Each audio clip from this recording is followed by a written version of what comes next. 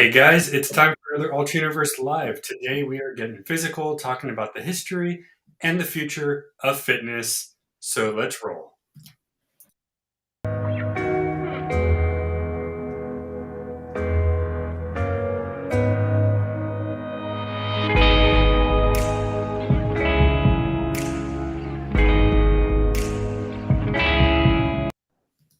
So, hello everyone. We are talking about fitness today, and we're going to start right now with the history of the fitness business. So, Rob, where do we go with that? Right, so of course, you can't talk about a good business without talking about where it began. So, usnews.com, their health section, kind of scrolled through some of the decades that started it off. Now, I know this one is near and dear to you. You know this decade well, but we're starting with the 70s. And the first thing that was actually coined here was aerobics. Aerobics was a great program that a man by the name of Kenneth Cooper, who coined it, said that it's a great way to prevent coronary artery disease because aerobic literally means with oxygen.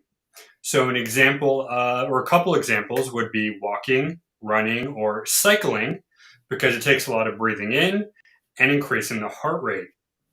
At the same time, a lady named Judy Shepard Mazet introduced the world to jazzercise, which then hybrided off into things like kickboxing, ballet, Pilates, and yoga. So, right off the bat, we have the history showing us that fitness was originally for the fitness. It Right. was active moving. Right. Yeah. Back in the 70s. I mean, you just made me really old, Rob. Thank you very much. You're But welcome. but back in the 70s, fitness back then is not the same as it is. I mean, the idea of fitness is the same, but certainly the way we do it is not necessarily the same anymore. So what else went on in history? All right, so jump to the next decade and we get to the 80s. And you might recognize some of these names: Jane Fonda, Richard Simmons, the crew. And they continued on the jazzercise. They did a lot of things similar to what Mizet started. And at the same time, we had the beginning of what would be corporate gyms and home exercise equipment. So at home gyms were a thing before they were a thing. But really, I think the most key points here for the 80s would be the big names you had. Obviously, in the 80s, if you didn't put somebody on the label, nobody cared. That's why you had people like them. And of course, the introduction to things such as what would become 24-hour fitness, Planet Fitness, right, you name it. You know, Rob, I'm curious. We have people that are watching live today. What decade do you hail from, and what kind of fitness things were you doing back in the day? We'd love to hear from you. Put it in the chat. All right, we going to the 90s? Well, actually, one last thing on here. In 1985, there was the American Council on Exercise that was founded, and that was basically to certify professionals and organizations to make sure they were legitimate. So that's why you have such strict and stringent rules when you are doing, whether it's an exercise video or an actual gym. But yes, jumping into the 90s, and another name that you guys might know of, Billy Blanks. His son recently was actually on Shark Tank a few seasons ago, opening his own gym. I guess there was some sort of rivalry, but they put that behind them now. And he introduced what would be called high-intensity cardio. You have things like Tai Bo, martial arts. You add hip-hop and music like that into it, while also continuing things like cycling. So the bike never seemed to really leave. They even have a link here saying exercise bike versus rower versus elliptical, which is the best. So if you want to check that link out, go read it. It depends who you are. So the 90s had a lot of that. And then really quickly in the 2000s, we got Zumba and CrossFit. So again, just like the 80s with the labels and the celebrities, the 2000s again copied that format and said, if you're not a popular company, nobody gives a crap, so they're not going to buy you.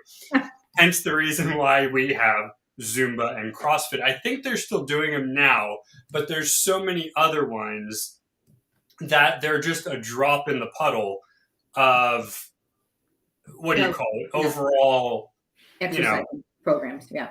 All right, so what do we have coming forward? And this is part one of the future of it, but what they have here, the 2010s and beyond, the ideas that they feel fuel the future, excuse me, high intensity interval training.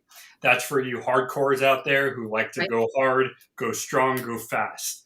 We have Peloton and the Mirror, which we'll talk about a little bit later, but those are very big, interactive at home.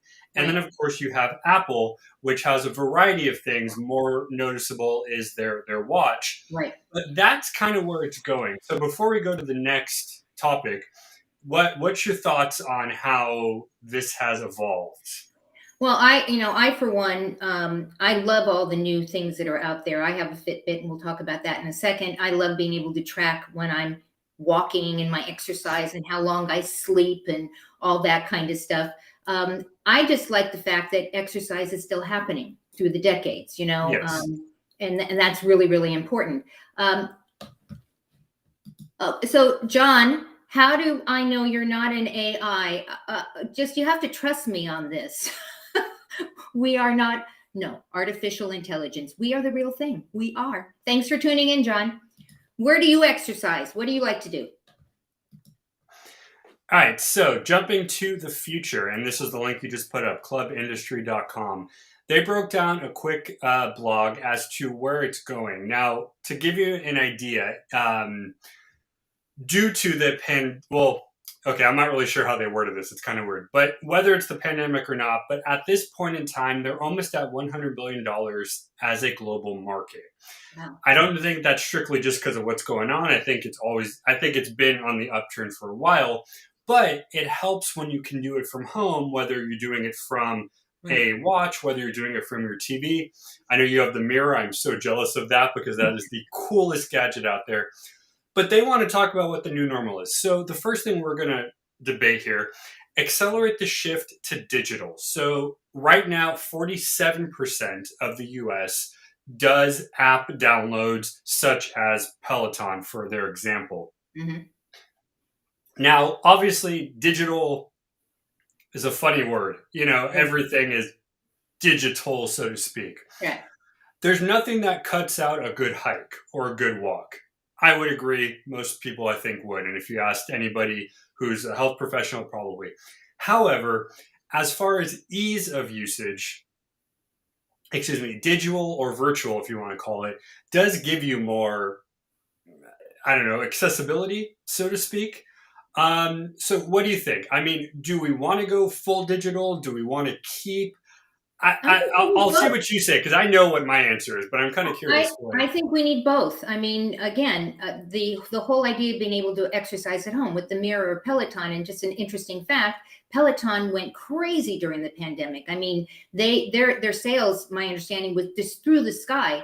However, now that things have winded down a little bit, people are not as much buying the Pelotons and doing all of that kind of stuff. So I think it's something for everyone. I love the idea of being able to exercise at home. If you live in inclement weather and you can't get out and you can't go do the hike and you can't walk your dog, it makes sense, and it makes it a whole lot easier to have that digital capacity to be able to go on a YouTube and watch a YouTube video, or, watch your phone or your watch doing that as well. So I think it's a good thing. What about you, Rob? What do you think? So I'm all for the digital. And I think, I'm sure the numbers you have are correct, but I think I kind of would have to disagree. I think it's still as popular as it might have been, because I think once you invest in something like that and you have a machine in your house that costs you as much as it does, Right. You're probably going to continue to use it at least 95% of the time. It's more new sales. I'm talking more new sales. New sales. All right. So it's a different story. Right. No, I like the digital thing. And, we'll go on in the article in a second to see how they're talking about how to keep your facility, nice and good. But I don't know. It's less of a matter of even accessibility or personal preference. I think it's just if you can click a switch and it's there, Right. and you don't need to drive, you don't need to go. I think generally it's going to be easier. Now, does it make you a little more lazy? Maybe, because you don't have to go. But if you are a hardcore fitness buff and you have the machines like the Mirror or the Peloton, Right. You probably bought it because you are going to be using it throughout the day as you do. Like I do mine twice a day. Some people do it 3 to 4 times a day. But the next part up here, nurture your community as a commodity. So I'm going to have to disagree with this entire section because for me, exercising is not necessarily a social thing. However, according to these guys here, going to the gym is a thing to do. Now, I understand when you go, I've seen on TV, people will go with their buddies and they'll do that. I don't know if you go to exercise to mingle with somebody else. You go to exercise to work out and do it. Now, maybe it's just my personal viewpoint of the world of how it goes, but I do it at home with Krista.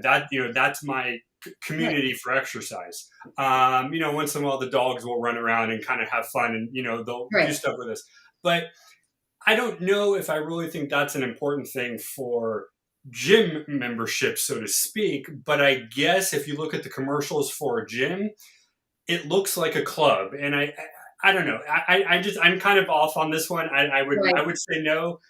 What I think there are some people that like knowing they have somewhere to go. They recognize the same people are there, and I think that kind of the community, even though if they don't know them, but the same people are there all the time, so they kind of know them. Sure. I'm a solo exerciser. I'm like you. I don't understand that whole thing. I would prefer to exercise by myself. If I'm going to sweat, if I'm going to drip, I want to do that private.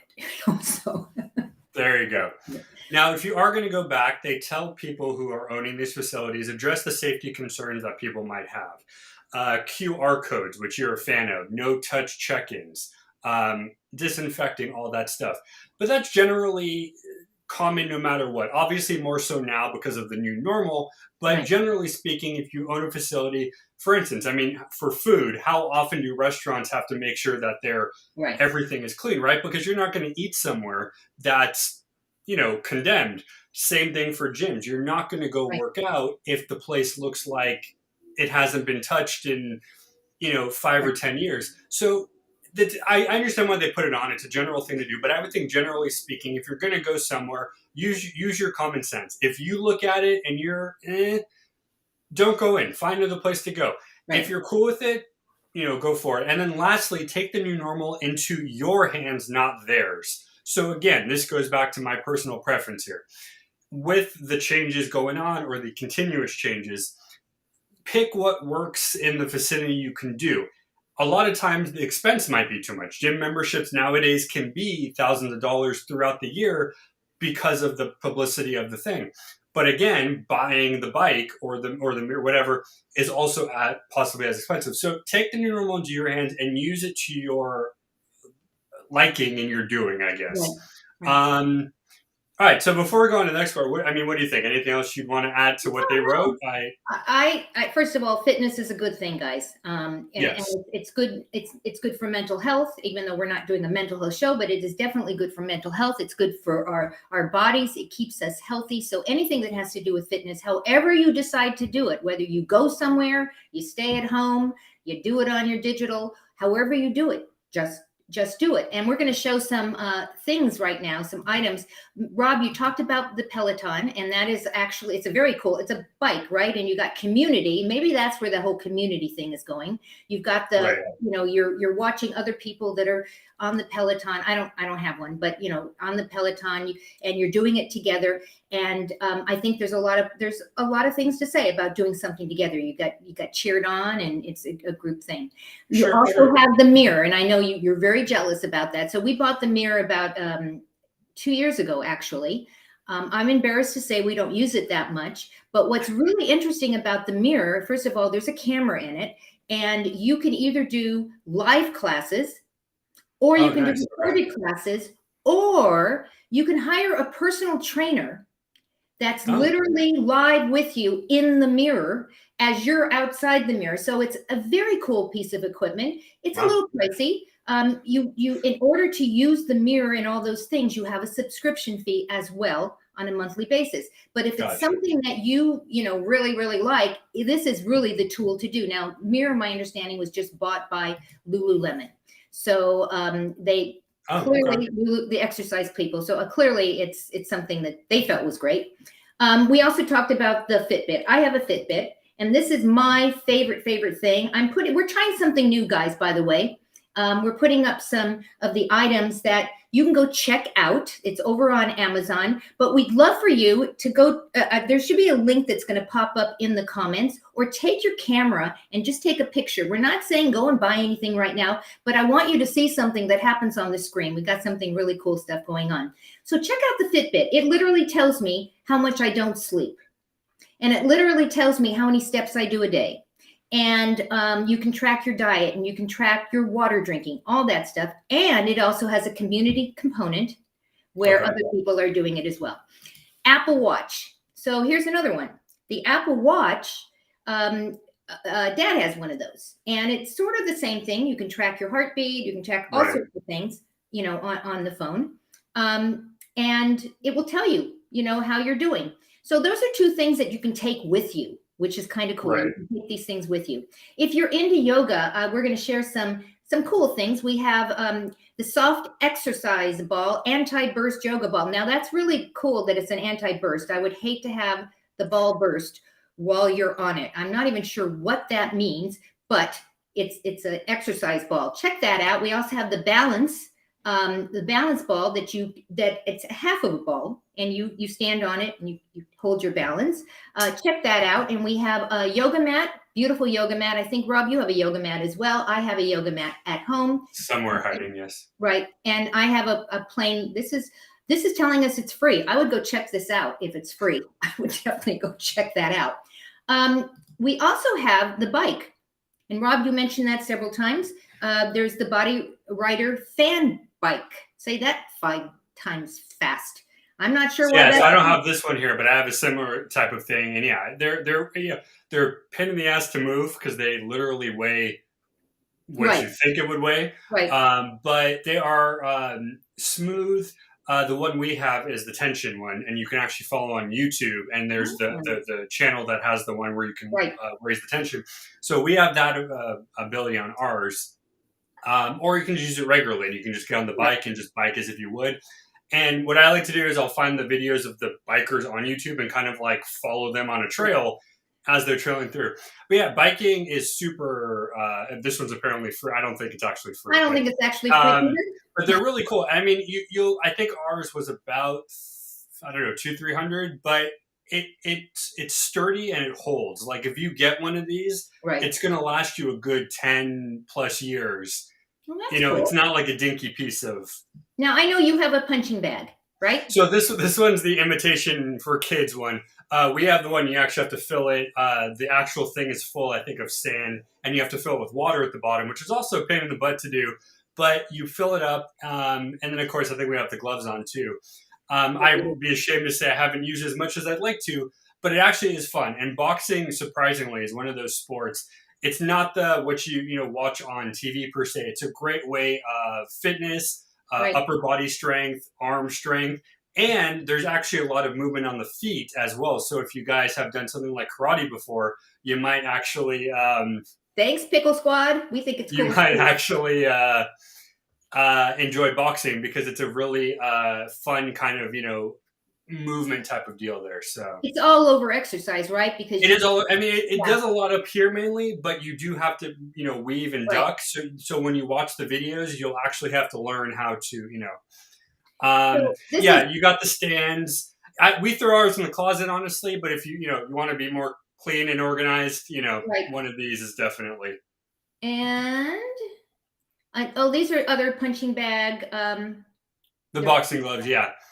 So I will say, when you get them though, because your hands sweat, every time you use them, you actually have to air them out. Otherwise, you're going to actually get really bad boxing gloves. So what they do is they say hold it like open by a fan, because boxing gloves do hold it. So if you are a boxer or trying to box, make sure you air them out.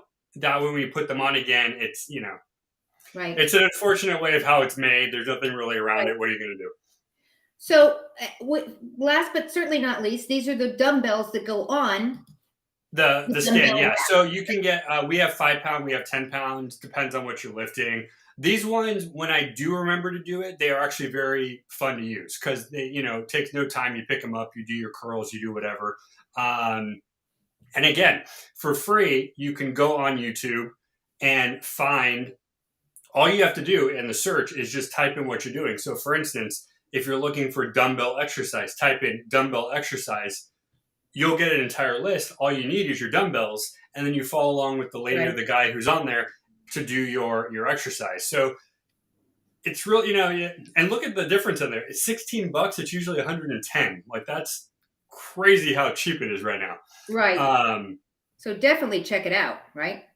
So, oh yeah, no, I mean, we got ours, I think, as a set. You can get them individual, but yeah, I would definitely get a pair, and makes more sense to have two.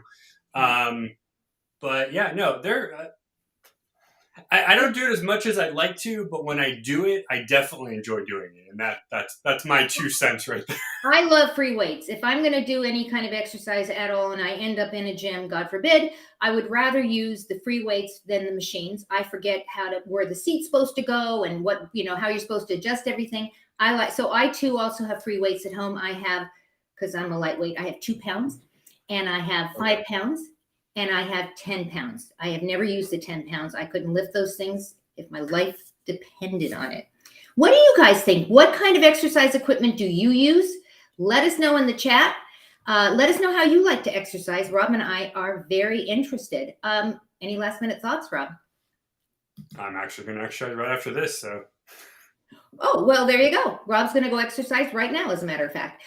So go out, give somebody an awesome day, and we hope to see you next time. And next week, we have some great shows next week. We'll see you next week on Altered Universe Live.